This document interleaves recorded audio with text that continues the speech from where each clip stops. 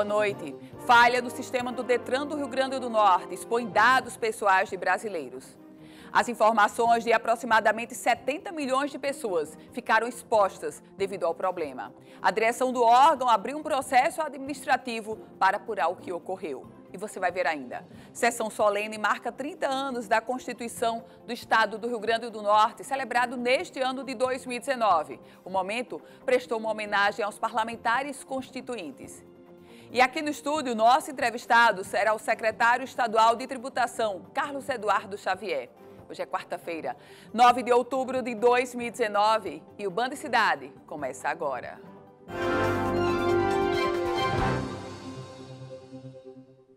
Os incêndios em áreas de floresta no Rio Grande do Norte ainda estão dando muito trabalho ao Corpo de Bombeiros. Dessa vez, a área atingida fica entre as cidades de Porto Alegre e Viçosa. Há 3 dias, os militares vêm tentando controlar as chamas com a ajuda de voluntários. De cima da serra é possível ver o rastro da fumaça deixada pelo incêndio, que teve início na segunda-feira entre as cidades de Porto Alegre e Viçosa, no interior do Rio Grande do Norte. Cerca de 30 militares do Corpo de Bombeiros, além de voluntários, trabalham incansavelmente nos últimos 2 dias para tentar apagar as chamas. O objetivo é chegar ao ponto central do fogo. Por isso, um trator vem sendo utilizado para abrir estradas em meio à vegetação. O vento é uma das forças da natureza que acaba impulsionando as chamas. Até o momento, não há informações sobre a área atingida e o que teria motivado o fogo. Também não há registros de vítimas e danos em edificações. 2 aspectos a serem considerados. O primeiro, o Corpo de Bombeiros tem deficiência de equipamentos, tem deficiência de pessoal, mas em meio a essa deficiência chega para ajudar, chega para apagar o fogo. E com certeza não seria suficiente o Corpo de Bombeiros se não tivesse a ajuda dos voluntários. Ocorreu isso na Serra do Lima, lá em Patu, e está ocorrendo isso em Porto Alegre. Aliás, o comandante-geral do Corpo de Bombeiros, aqui no Band Cidade, ele realçou a importante, essencial e válida ajuda dos voluntários da região do Oeste e do Alto Oeste. Em meio a toda a deficiência da corporação, aos bravos militares, chegam os auxiliares voluntários. Mudando de assunto, falando sobre política, porque os 30 anos da Constituição do Estado do Rio Grande do Norte foram comemorados hoje na Assembleia Legislativa, com uma sessão solene realizada pela Casa. Políticos atuais, políticos antigos do Rio Grande do Norte se reuniram nesta terça-feira na Assembleia Legislativa para comemorar os 30 anos da Constituição do Estado. A Assembleia realizou uma sessão solene para lembrar a elaboração do documento, fato que aconteceu em 1989. Essa grande carta magna que foi feita diante de trabalho, de esforço, da inteligência, da competência de tantos parlamentares e funcionários da Casa Legislativa. Um momento para a gente celebrar e cada vez mais estarmos atentos, vigilantes, unidos na defesa dos direitos sociais, políticos e civis. Mais de 200 sessões plenárias foram realizadas na Assembleia até que a Constituição do Estado ficasse pronta. Dezenas de pessoas participaram do processo na época. Para homenageá-las, a Casa Legislativa entregou a cada uma delas a comenda deputado Arnóbio Abreu, instituída com o objetivo de reconhecer ações que contribuíram para o desenvolvimento do Rio Grande do Norte. Todos os segmentos participaram dos debates. Dos 3 níveis de poder, executivo, judiciário, legislativo, além do Ministério Público, Tribunal de Contas do Estado e os segmentos organizados da sociedade, sindicato. A Constituinte deu certo e transcorreu no período correto e, ao mesmo tempo, na presidência da Assembleia, eu pude fazer a grande reforma e as coisas mais importantes da reforma subsistem até hoje. Que é um grande momento das minhas lembranças e um grande momento na história do Rio Grande do Norte.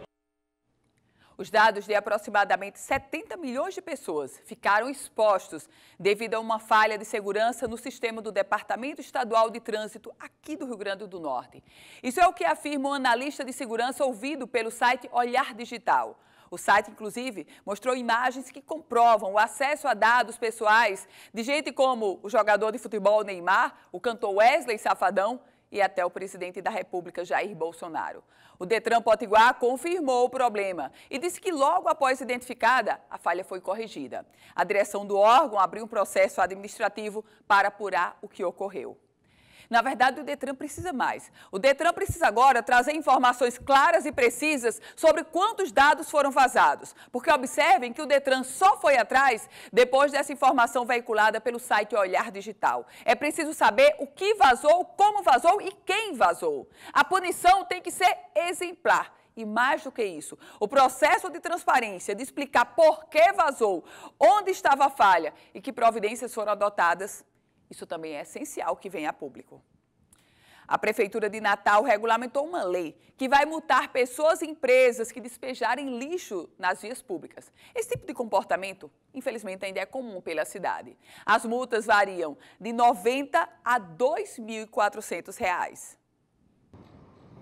Jogar o lixo em uma lixeira não é uma tarefa tão fácil para quem anda pelas ruas de Natal. Sem lixeiras públicas pela cidade, exceto nas praias, a população acaba pensando em cobrir um erro com outro, ao descartar o lixo em terrenos, ruas e canteiros. Não à toa, Natal já possui mais de 600 locais mapeados pela empresa de limpeza urbana da cidade como sendo pontos críticos quanto à disposição irregular de resíduos. Nesta calçada, na Avenida Mintas Barros, por exemplo, além de lixo domiciliar, tem também restos de materiais de construção. Quem mora por aqui diz que a sujeira é frequente. A caçamba vem, colhe o material, colhe esse lixo todinho que está aqui. No outro dia, até mesmo no mesmo dia, vem o pessoal e enche tudo de lixo novamente. Isso aqui é um absurdo. Todas as pessoas botam aí, frequentemente, todo mundo. Carroceiro, carro pequeno, carro grande, seja lá quem for. No mesmo local, flagramos um carroceiro despejando galhos de árvores na calçada. Esse tipo de comportamento será punido pela Prefeitura. Uma nova lei regulamentada no início do mês vai multar pessoas e empresas que despejarem lixo em vias públicas. O valor das multas muda conforme o tipo de resíduo e o volume. A variação é entre R$ 92 e R$ 1.232 para pessoas físicas e entre R$ 289 e R$ 2.460 para empresas. O diretor-presidente da Urbana explica que, por mês, a companhia gasta R$ 2 milhões com a limpeza pública e afirma que a lei vai proporcionar um tratamento mais justo à população, já que, no fim das contas, toda a sociedade paga a taxa de lixo no carnê do IPTU. É preciso que a gente redirecione isso para que quem seja chamado a responder pelo financiamento do que é necessário, o custo necessário para fazer a limpeza da cidade, sejam exatamente as pessoas que estão cometendo a infração. A fiscalização e a autuação dos infratores ficarão a cargo da Secretaria de Meio Ambiente, da Guarda Municipal e ainda da STTU.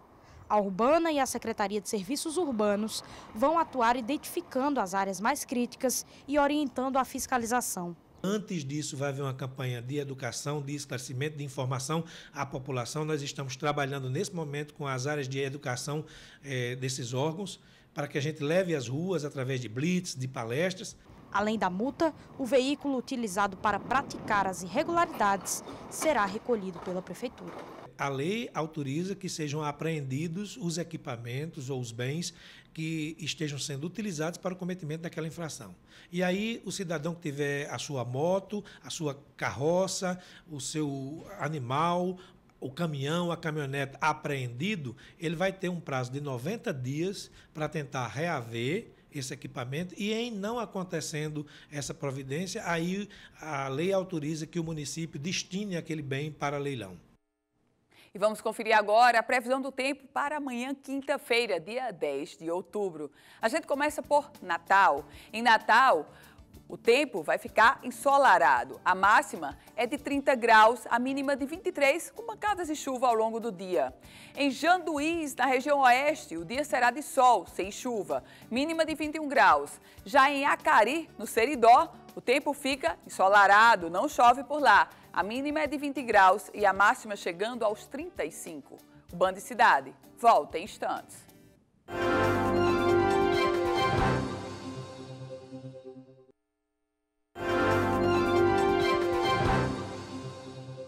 O Band Cidade está de volta e vamos agora direto a Brasília conferir as notícias do dia no Congresso Nacional. Com a gente a partir de agora, Napoleão de Castro. Boa noite para você, Napoleão. Ana Ruth, prazer te cumprimentar. Boa noite a você, boa noite ao nosso telespectador do Band Cidade, na Band Natal. A alegria de voltar de Brasília, atualizando o nosso telespectador com as notícias mais importantes desta quarta-feira, direto da capital federal. Quarta-feira, Ana Ruth, que marca um acordo entre líderes partidários aqui na Câmara Federal para votar na Câmara o projeto de redistribuição dos recursos do pré-sal, cujo leilão acontece no próximo mês de novembro e que levará exatamente a essa discussão para todo o país. Houve uma contra-reação dos estados do Sul, Sudeste e Centro-Oeste em relação à distribuição da forma como estava proposta, porque com isso os estados do Norte e Nordeste ficariam com quase 70% a 80% dos recursos. Isso de 15% que vai para os municípios e 15% que vai para os estados. Agora, com a nova proposta, os 15% para os estados serão 10% via o Fundo de Participação dos Municípios, dos estados, e 5% via a Lei Candir, o que dá um maior equilíbrio entre os estados da federação. Essa proposta, em tendo acordo hoje aqui na Câmara, pode ser votada na semana que vem no Senado da República e aí, Ana Ruth, destrava toda a pauta do Congresso Nacional, com perspectiva até de votação em segundo turno da reforma da Previdência lá no plenário do Senado da República. Aliás, reforma da Previdência que na bancada do Estado tem também suas resistências. Quem falou sobre o tema conosco foi a senadora Zenaide Maia, mostrando que há agressões na proposta que aí está para a sociedade brasileira. Essa previdência, eu lhe digo, a maioria nem conhece profundamente, porque cada vez que a gente olha, eu diria que é justo essa pensão por morte. Eu cito um casal que ganha um salário mínimo cada um. Um dos dois cônjuges morre, o outro vai receber 50% do que o outro ganhava. Não existe justiça. Eu desafio alguém desse Congresso Nacional que esteja votando porque acredita que vai melhorar a vida desse povo. É claro que não, gente. E com os deficientes e as pessoas que trabalham em ambiente insalubre, como mineiros, como todos os outros, ou com alta periculosidade, aí eu costumo dizer, não precisa acreditar em mim, acredite na ciência, porque é ela que está dizendo como vamos botar uma lei contrariando a ciência. Então, eu voto contra como um todo. Tenho esse destaque da aposentadoria especial que eu botei na CCJ, perdi de 12 a 13, ou seja, o povo brasileiro perdeu, mas eu estou apresentando novamente na CCJ e vai ser uma emenda de destaque no plenário. Senadora Zenaide Maia conversando com a nossa equipe aqui direto de Brasília. Napoleão de Castro, do Congresso Nacional, exclusivo para o Band Cidade. Obrigada, Napoleão. E você não imagina como está sendo a expectativa, Napoleão, sobre essa sessão onerosa do pré-sal. A votação que deverá acontecer até a próxima semana e que tem essa briga grande. Isso porque a sessão onerosa do pré-sal para o Rio Grande do Norte vai trazer algo em torno de 450 milhões de reais. Esses recursos não poderão ser empregados na folha de pessoal, mas irão desafogar a chamada Fonte 100 e desafogando a Fonte 100, aí sim, a governadora Fátima Bezerra poderá se programar para, com esse recurso que foi desafogado, pagar o 13º salário de 2019. Mudando de assunto, falando sobre Festa do Boi. Isso porque a abertura da edição de número 57 do evento vai acontecer no próximo sábado, dia 12, e tem programação voltada especialmente para o público infantil. O evento vai seguir até o dia 19, com leilões, concurso e shows na programação. Os primeiros animais já chegaram ao Parque Aristófanes Fernandes para a edição 2019 da Festa do Boi. O maior evento agropecuário do Nordeste será realizado de 12 a 19 de outubro. Cerca de 60 milhões de reais serão movimentados em negócios. Eu acredito que a gente tenha mais de 200 mil visitas dentro do parque e acredito muito que a gente deva aí ultrapassar 60 milhões de negócios. A gente já percebe aqui no parque uma presença típica, uma presença muito forte de expositores, de gado, de movimentação. Então nós estamos crentes que a gente vai ter um belíssimo evento. A expectativa da organização é que cerca de 200 mil pessoas venham até o Parque Aristófanes Fernandes durante os 8 dias de evento. A Festa do Boi já começa com programação voltada para as crianças, às 8 horas da manhã do sábado, dia 12. A partir das 10 horas da noite tem shows de Beto Barbosa, Valquíria Santos, Eliane e Conde do Forró. No domingo, dia 13, tem missa campal com Padre Nunes, às 6h30 da noite. Na segunda-feira, dia 14, tem show de Zelezinho às 8 horas da noite. No último dia de evento, os shows serão das bandas Mastruz com Leite, Cavalo de Pau, Magníficos e Limão com Mel. No entretenimento, a gente tem 2 eventos de show, que aí a gente fez uma coisa diferente. A gente fez um ticket mais barato para fazer o enfrentamento do que se chama crise. Então, a gente acredita que no dia 12, que é Beto Barbosa, Eliane, Valquíria Santos, Conde do Forró, a gente vai ter muito público. E também no dia 19, com Mastruz com Leite, Cavalo de Pau, Magnífico, Limão com Mel. Então nós acreditamos que essa mudança, vamos dizer, de formato dos eventos, vamos testar isso esse ano, estamos muito otimistas que a gente vai ter muito público. Os leilões e concursos de raças acontecem de 13 a 18 de outubro. A entrada no Parque Aristófanes Fernandes custa R$ 6. E no próximo bloco eu recebo aqui no estúdio o secretário estadual de tributação, Carlos Eduardo Xavier. Nós vamos conversar sobre o Programa de Estímulo ao Desenvolvimento Industrial. O Band Cidade volta já.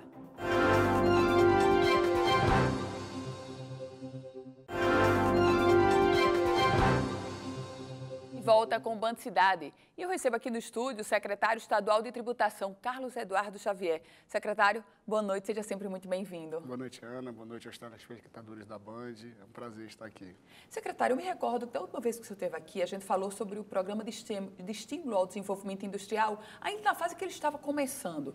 Só que, na verdade, o PROED foi lançado, foi posto e enfrenta agora uma resistência dentro da Assembleia Legislativa. Como é que o senhor vem acompanhando essa polêmica, secretário?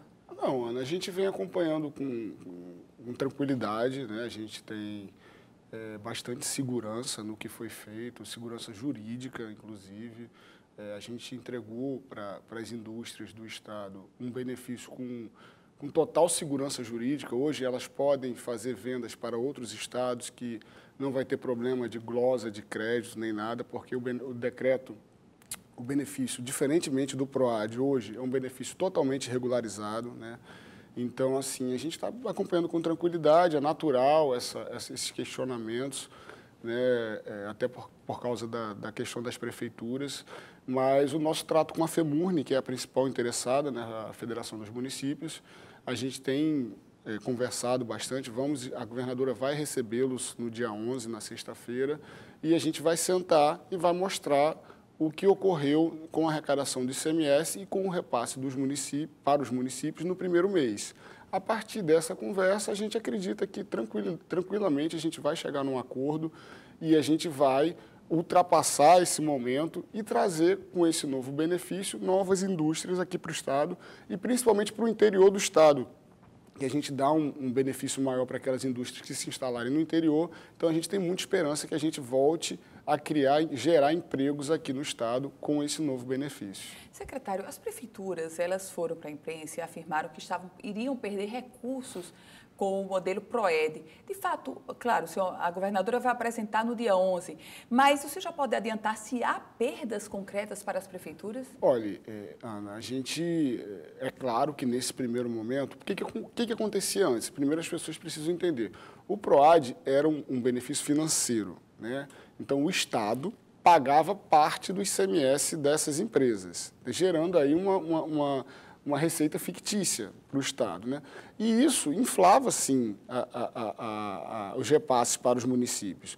A gente transformou esse benefício num benefício fiscal, onde parte do que é arrecadado por essas empresas, parte da receita é para o Estado e parte é para o município. Então, isso tem um impacto negativo, inicialmente, para as prefeituras. Mas a nossa projeção é de que, com o sucesso do benefício, a arrecadação do ICMS cresça e haja compensação para o impacto negativo inicial para essas prefeituras. Vamos ter esse diálogo com a FEMURNE na sexta-feira e a gente pode dialogar uma espécie de compensação para esse primeiro momento, enquanto o benefício não tem o impacto que a gente imagina, um impacto positivo. Secretário Carlos Eduardo, há espaço, há chance do PROAD voltar e ceder lugar ao PROED? Não. O PROAD, a lei que estabeleceu o PROAD, que o PROAD, é bom dizer, ele não era um benefício que tinha a regularidade jurídica que hoje nós temos com o PROED. O PROAD, ele não pode ser reinstituído. Então, assim, o PROAD acabou, não tem como voltar a esse modelo. Então, aquela hipótese de um decreto legislativo para tirar o efeito do decreto que estabeleceu o PROED, ela vai ter só um resultado para a sociedade, ela vai tirar o benefício fiscal de todas as indústrias do Estado, então isso pode ter um impacto muito negativo para a nossa economia, que é a saída dessas indústrias aqui do Estado. Então, assim, a gente vem acompanhando, vem conversando com os nossos deputados, para eles terem assim, a ciência do que representa derrubar o decreto do PROED hoje. Secretário Carlos Eduardo, me chama a atenção também porque o PROED, o modelo que está implantado no Rio Grande do Norte, ele foi implantado em outros estados, não é isso? Isso, essa é a grande questão. Eu chamo, Ana, que a gente fez uma política de equalização. A gente está tornando o nosso benefício para a indústria igual aos demais que são concedidos no Nordeste, né? Então, não há nenhum benefício financeiro mais para a indústria no Nordeste. Então, a gente equaliza essa situação e a gente equaliza também com os nossos benefícios aqui dentro do Estado, do próprio Estado, porque nós temos o benefício do sal, uma indústria muito importante para a região oeste do Estado, gera muitos empregos. É uma renúncia fiscal, 50% do ICMS do sal, há uma redução para 50% do valor dele. Então, e o que sobra de arrecadação fica para o Estado e para os municípios, né? Então, a gente equaliza esse benefício da indústria a todos os outros que nós temos aqui no nosso ordenamento jurídico do Estado. Então, eu não vejo por que, nesse momento, a gente falar em derrubar esse decreto do PROED por questões jurídicas. Não há espaço para isso, não. Secretário, e o instrumento de decreto, de instituir o PROED a partir de um decreto, isso é legal? Sim, totalmente. O ICMS, né, o Imposto sobre Circulação de Mercadorias, ele é um imposto que tem ele tem impactos na economia de todo o país. A gente está intimamente ligado ao Pacto Federativo. Então, a Constituição Federal diz que toda e qualquer isenção deve ser, isenção de ICMS, deve ser regulada através de uma lei complementar, que é a Lei Complementar 2475, que estabeleceu o CONFAS, né? Essa lei complementar, ela estabelece o CONFAS e o CONFAS diz que os decretos, os benefícios fiscais concedidos de ICMS devem ser concedidos mediante convênio, que é o caso do nosso decreto do PROED, que ele foi concedido mediante o convênio 190 do CONFAS, que permitiu a gente copiar benefícios de outros estados da mesma região. Então, a gente está bem tranquilo, o decreto era instrumento mesmo, como a gente copiou de Pernambuco, era um instrumento que deveria ter sido utilizado e a gente está muito tranquilo quanto à constitucionalidade desse benefício. E nesse decreto, há uma preocupação, pelo menos é isso que se percebe de quem lê, para oferecer um incentivo maior, ou seja, impostos, um desconto maior de impostos para as indústrias que forem para o interior. O senhor já tem algum reflexo ou algum resultado dessa informação? Sim, foi uma política que a gente copiou de Pernambuco. A nossa ideia é interiorizar o desenvolvimento, é gerar emprego no interior do Estado. A gente tem dado exemplos concretos, por exemplo, o atum, que é pescado lá em Areia Branca, o município do Oeste Potiguar. Uma indústria que se estabelecer lá para processar esse atum, ela vai ter um benefício maior do que ela se instalasse aqui em Natal. Então, a gente está estimulando que as indústrias que venham para o estado, elas se estabeleçam nos municípios do interior do estado, gerando emprego e renda nessas cidades que a gente precisa tanto, que é mais difícil de fazer chegar o desenvolvimento a essas cidades. Secretário Estadual de Tributação, Carlos Eduardo Xavier. Secretário, mais uma vez, muito obrigada. Obrigado, Ana, e é sempre um prazer estar aqui.